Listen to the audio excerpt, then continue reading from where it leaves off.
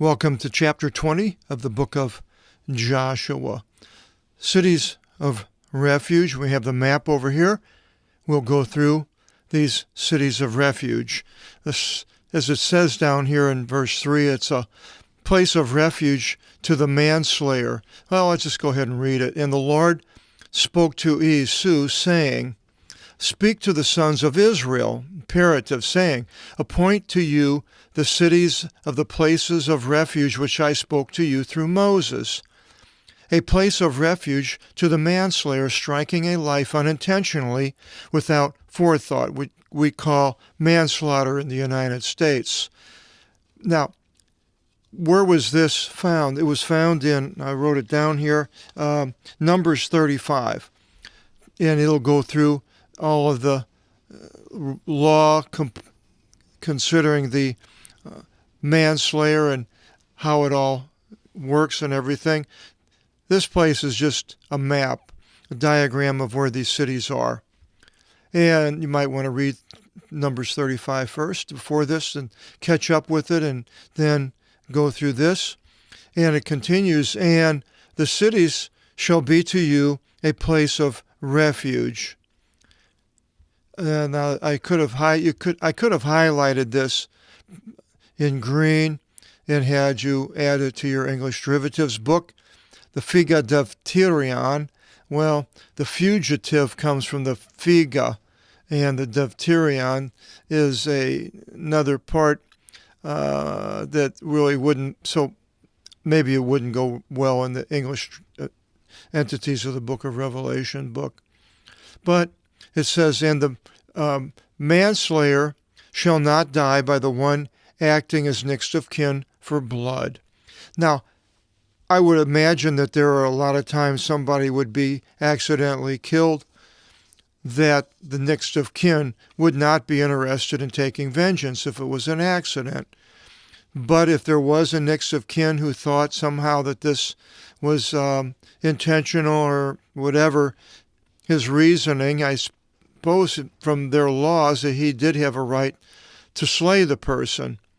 But today with manslaughter, the government generally is lenient on a person and has them go to someplace other than a prison. They can go and work farms and so forth, different states.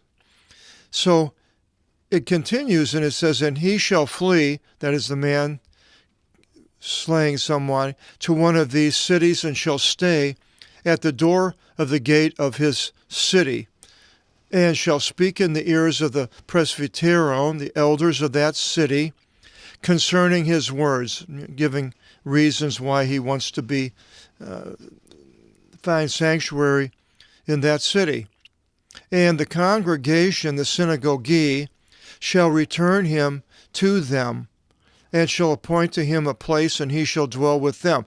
Now, it could be his own city here. I'm not exactly sure the gate of his city, so I'm thinking that wherever he slew somebody, that he would go and plead with the elders, and then they would send him to the nearest city of refuge.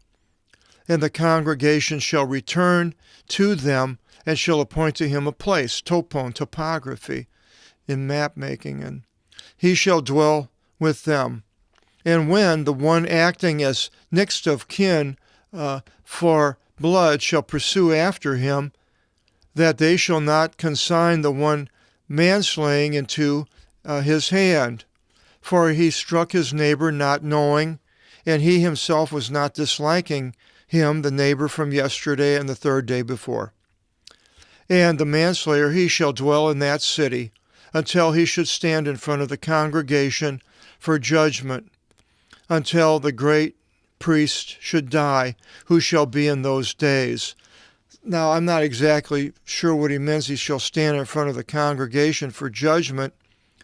Stay there until the great priest dies. When the great priest dies, then he would be free to leave, go anywhere he wants.